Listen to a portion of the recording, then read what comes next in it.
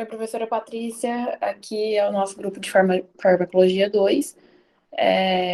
Vamos começar a nossa apresentação de antineoplásicos.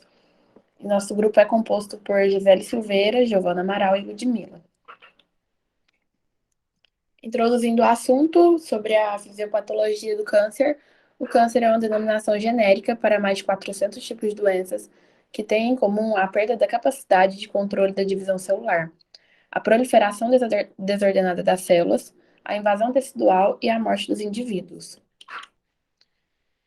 O câncer ele surge como resultado de uma série de mudanças genéticas e epigenéticas e alterações que podem ocorrer devido à ativação de oncogenes, que é a mutação dos genes normais que controlam a divisão celular e outros processos, e também pela inativação de genes supressores de tumores. Aqui eu tenho um esqueminha expondo as duas formas de mutação, que é mutação adquirida e mutações herdadas. As mutações adquiridas, elas são de acordo com agentes químicos, vírus, radiação, ali do ambiente onde o indivíduo teve contato ou vive. Isso resulta numa expressão do gene alterada, posteriormente o desenvolvimento do tumor primário. Após isso, a produção de melatoproteinases, depois, a invasão de tecidos adjacentes por células tumorais, que gera angiogênese, que é algo que eu vou explicar mais posteriormente, assim como a metástase, e isso tudo resulta no desenvolvimento de tumores secundários. O desenvolvimento do câncer, ele pode ser classificado de duas formas, como benigno ou como maligno. Os tumores benignos, eles têm células que crescem lentamente e semelhantes às do tecido normal. Na maioria dos casos, elas podem ser totalmente removidos e o paciente curado por meio de uma cirurgia. Já no câncer maligno, as células se multiplicam rapidamente, elas têm a capacidade de invadir as estruturas próximas ao local de origem. A cura nesse tipo de tumor, ela depende muito do diagnóstico precoce e do tratamento adotado pelo profissional. As células cancerosas têm algumas características que o distinguem das células normais, como a proliferação descontrolada, a perda da função devido à falta de capacidade de se diferenciar, a invasão e a metástase. Aqui a gente tem um esqueminha com características de uma célula cancerosa. E os dois exemplos mais importantes de modificações genéticas que influenciam a proliferação são fatores de crescimento, seus receptores e vias de sinalização, e transdutores de ciclo celular, que é baseado em ciclinas, quinases dependentes de ciclinas ou inibidores de quinases dependentes de ciclinas. Agora, sobre os telômeros, eles são estruturas constituídas por fileiras repetitivas de proteínas e DNA não codificantes, que formam as extremidades dos cromossomos. A sua principal função é manter a estabilidade estrutural do cromossoma. A telomerase ela é uma enzima que tem como função adicionar sequências específicas e repetitivas de DNA à extremidade de 3' dos cromossomos, onde se encontra o telômero. Ela está ausente na maioria das células somáticas adultas, mas também está presente em 70 a 90% de tumores malignos em estágio avançado. Aqui a gente tem a estrutura, um esqueminha com a estrutura dos telômeros. E agora a definição da angiogênese, que eu tinha citado anteriormente, que é o processo de formação de vasos sanguíneos a partir de vasos preexistentes. Eles ocorrem em condições fisiológicas e patológicas. É fenômeno complexo, no qual participam inúmeras moléculas que estimulam e inibem também a formação de novos vasos. Já invasão e metástase é uma migração por via sanguínea ou linfática de células cancerosas provenientes de uma lesão inicial para um novo local do corpo. Temos também a teoria do solo e semente, que é baseada com tipos específicos de tumores que podem gerar metástases em alguns órgãos específicos, porém não em outros. O ciclo celular do câncer, a transformação da neoplasia surge quando os mecanismos de controle da proliferação celular são perdidos. O câncer se origina por uma sucessão de eventos que modificam o DNA celular e que, devido a isso, escapam do mecanismo de controle celular. Quando a célula que sofre mutação altera o seu padrão de ciclo celular, inicia-se um processo de mitose, que transfere a alteração genética para suas descendentes, até originar a neoplasia, proliferando excessivamente e originando novos tumores. Os oncogenes e os protocogenes são dois tipos de genes muito estudados quanto ao processo de formação de um tumor. Os oncogenes são responsáveis pela malignização, pois promovem a multiplicação desordenada das células e devido a uma alteração dos protogenes, que são os genes suspensores tumorais.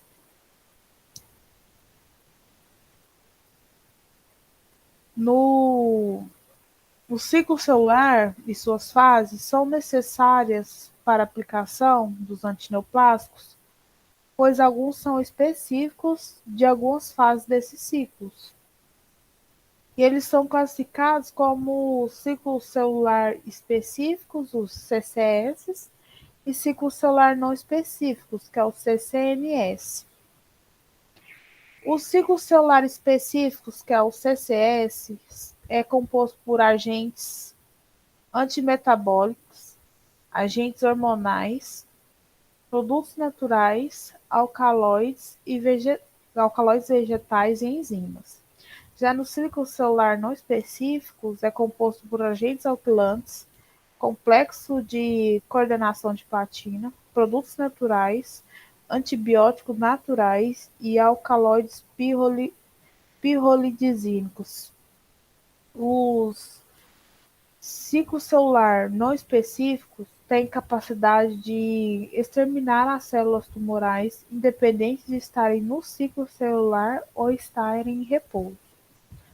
Já o ciclo celular específico atua apenas nas células que encontram no ciclo celular.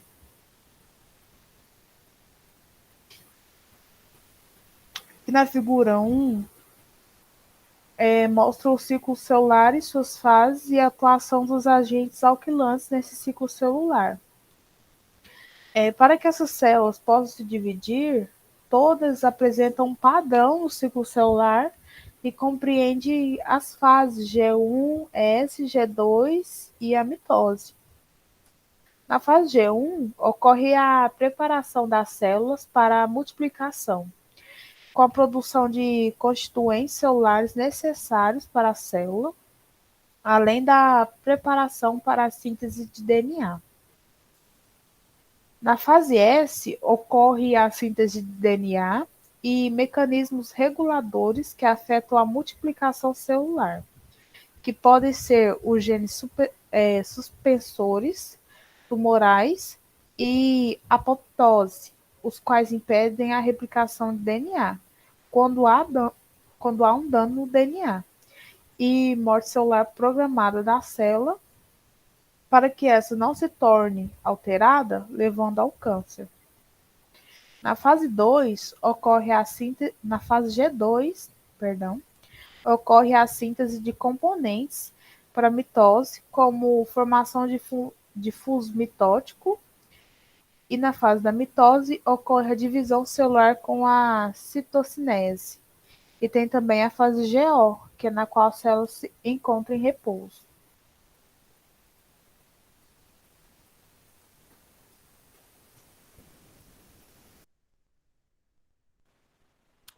Os antineoplásicos são classificados de duas maneiras principais, de acordo com sua estrutura química, função em nível celular e com especificidade no ciclo celular. A primeira classificação divide os antineoplásicos em 5 grupos: agentes alquilantes, que são citotóxicos aos linfomas, câncer de mama e mieloma múltiplo. Agentes antimetabólicos são os mais efetivos no tratamento de tumores de rápida divisão celular. Alcaloides da vinca são drogas específicas do ciclo celular, que agem na fase M do ciclo. Antibióticos antineoplásicos, também são conhecidos como antibióticos antitumorais, são compostos antimicrobianos produzidos pelo Streptomyces em cultura. E os compostos de platina, que é a base do tratamento de primeira linha para pacientes com câncer avançado de pulmões de células não pequenas.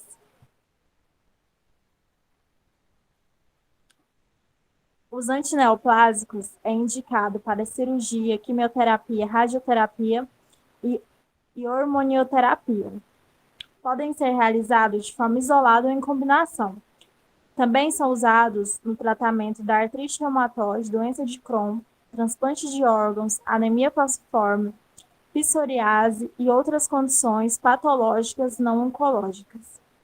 A quimioterapia antineoplásica é aquela realizada através da administração de fármacos para o tratamento de câncer, atuando em nível celular, porém sem especificidade, ou seja, os medicamentos não destroem exclusivamente as células tumorais, também destroem células sãs.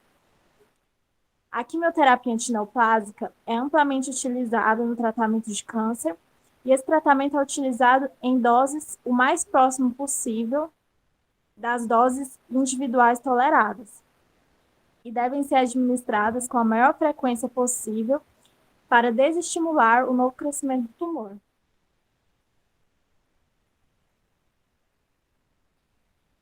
Como os antineoplásicos são classificados de acordo com seu mecanismo de ação ou pela sua origem, cada classe deles tem um mecanismo de ação distinto. Os agentes alquilantes formam ligações cruzadas com os filamentos de DNA, impedindo sua replicação, e com isso destroem as células em repouso ou em processamento de divisão ativa. E, por consequência, a formação de citotoxicidade pela reação cruzada com a outra fita de DNA.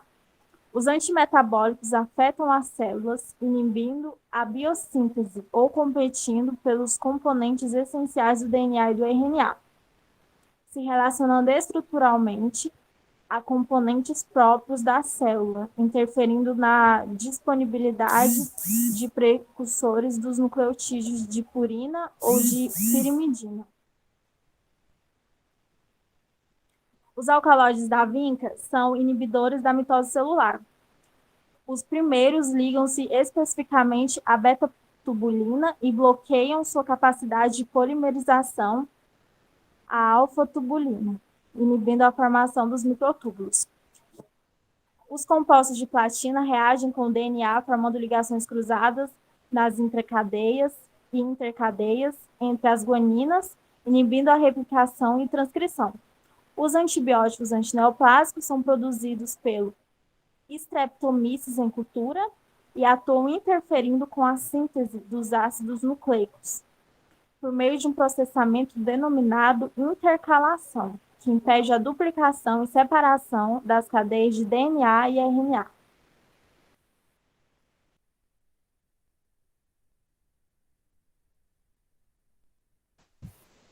Os agentes alquilantes foram os primeiros agentes antineoplásicos descobertos. Foram usados na Segunda Guerra Mundial, especialmente através das mostardas nitrogenadas. Essa descoberta ocorreu durante um ataque aéreo alemão que destruiu um depósito de gás mostarda americano na Itália. Este gás provocou mielodepressão, que é a incapacidade da medula óssea em repor os elementos sanguíneos circulantes, intensa nos indivíduos opostos. Pesquisas antes e durante o período da Segunda Guerra levaram a importantes pesquisas sobre os efeitos biológicos das mostardas nitrogenadas e, em 1946, determinaram que os efeitos eram devido à alquilação. Os tecidos com alta taxa de proliferação, mais suscetíveis aos agentes alquilantes e cânceres como leucemia e linfomas, que também apresentavam alta taxa de proliferação, eram muito suscetíveis a esses agentes. Devido ao fato de os agentes antineoplásicos serem tóxicos para qualquer tecido de rápida proliferação, que tenha como características um elevado índice mitótico e ciclo celular curto, é evidente que ocorre o desenvolvimento de reações diversas, em especial os efeitos hematológicos, que englobam leucopenia, e trombocitopenia e anemia.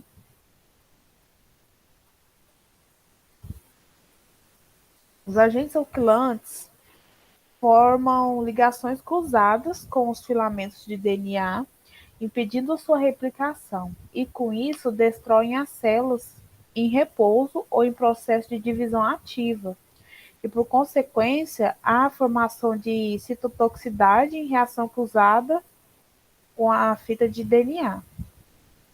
Estes agentes são divididos em classes de acordo com os tipos.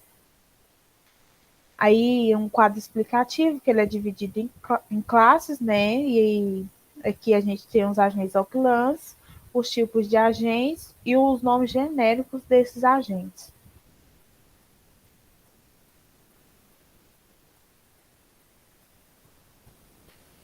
Agentes antimetabólicos são fármacos que bloqueiam a síntese de DNA e, ao bloquear as enzimas necessárias para a produção de seus metabolismos, agem principalmente na fase S do ciclo celular, são mais efetivos no tratamento de tumores de rápida divisão celular.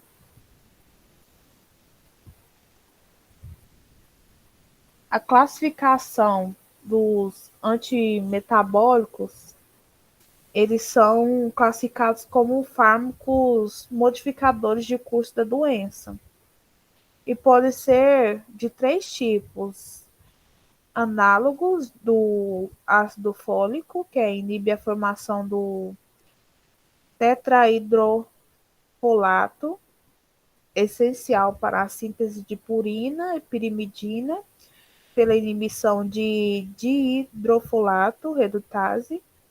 O exemplo é o metotrexato, o trimotripin e o pirimetamina. Já o análogo de purina, o exemplo é a azatioprina, o tiguanina, fludarabina, pentostatina e a cladribina. Já os análogos de pirimidina é o 5-fluororacil, gencitabina, o fluoxuridina e o citarabina.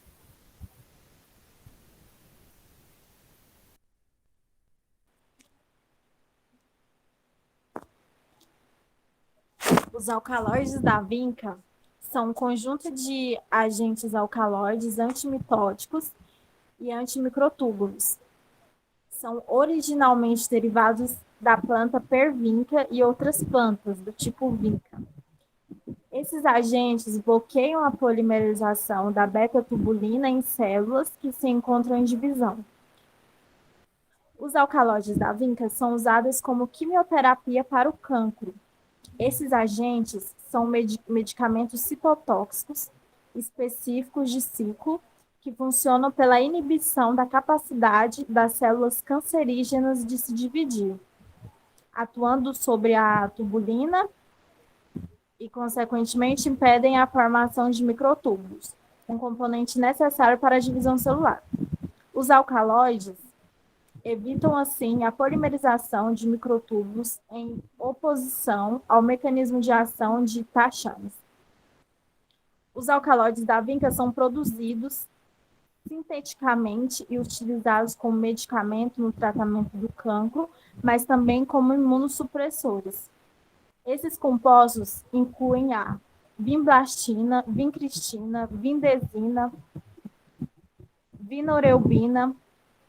Os alcaloides da vinca que estão em investigação, em estudo, incluem o vincaminol, vineridina e a vimburnina.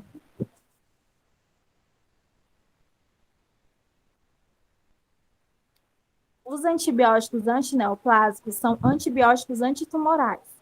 São substâncias capazes de inibir ou prevenir o desenvolvimento da neoplasia, que constitui um crescimento anormal das células. Para que essas células cresçam, existe a necessidade de uma grande quantidade de vitaminas e outras substâncias. Eles privam o organismo de determinados elementos indisponíveis ao crescimento celular porém atuam em todo o organismo, prejudicam também as células sãs. Na quimioterapia, utiliza-se os antibióticos antitumorais para destruir as células doentes que formam um tumor. Esses fármacos se misturam com o sangue e são levados a todas as partes do corpo, destruindo as células doentes que estão formando o tumor, e impedindo também que elas se espalhem pelo corpo. Os fármacos dessa classe são bleomicina, dactimomicina, daunorubicina, doxorubicina, epirubicina, idarubicina, mitomicina C, mitoxantrona e mitramicina.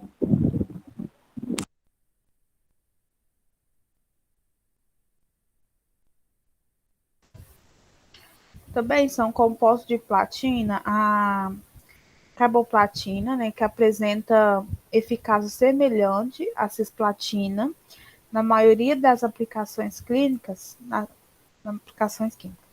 Porém, o uso de carboplatina é mais adequado em pacientes com função renal comprometida, pois não exige hidratação com grandes volumes, ainda em pacientes com alto risco de neurotoxicidade e ou toxicidade, toleram melhor a carboplatina.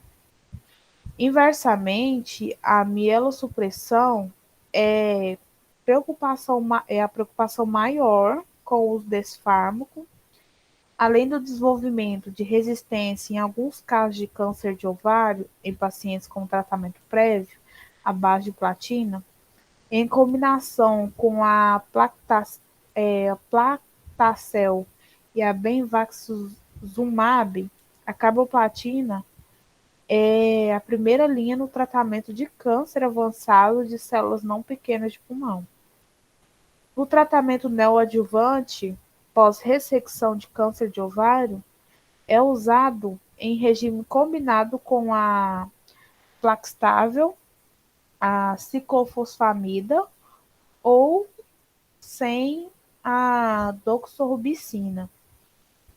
No tratamento paliativo de câncer de ovário avançado, recorrente já tratado com a cisplatina, a carboplatina com o etoposídeo e fosfamida, mas é considerado um regime de segunda escolha.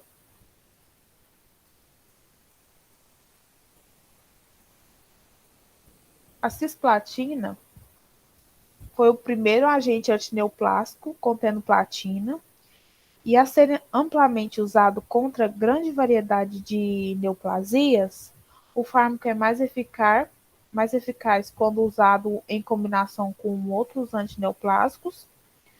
A cisplatina, como a monoterapia ou sem regime combinado, é frequentemente usada como uma terapia de primeira linha e tem demonstrado eficácia contra o câncer de testículo, ovário, cabeça e pescoço e bexiga. Além disso, também tem a função importante como parte do regime combinado para tratamento de câncer de pequenas células e de células não pequenas de pulmões. A oxaliplatina é considerada como tratamento adjuvante de primeira escolha no câncer de colo e reto, empregada após a ressecção do tumor. O uso se dá em regime combinado com a fluoracila, mas também o fulminato de cálcio. No entanto, outros regimes contendo a capecitabina e etoposídeo ou o irinotecano também são utilizados.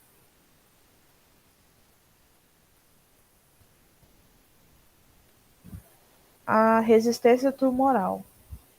Populações celulares desenvolvem novas codificações, novas mutações, são estimuladas a desenvolver tipos celulares resistentes ao serem expostos a drogas envolvendo por vias metabólicas alternativas, através da síntese de novas enzimas. O tratamento é descontinuado quando a população tumoral é ainda mais sensível a drogas. É aplicada em intervalos irregulares, doses inadequadas são administradas, Resistência a múltiplas drogas está relacionada à diminuição de concentração intracelular do quimioterápico e à presença da glicoproteína 170P. Deve-se iniciar a quimioterapia quando a população tumoral é pequena, a fração de crescimento é grande e a probabilidade de resistência por parte das células com potencial mutagênico é mínima.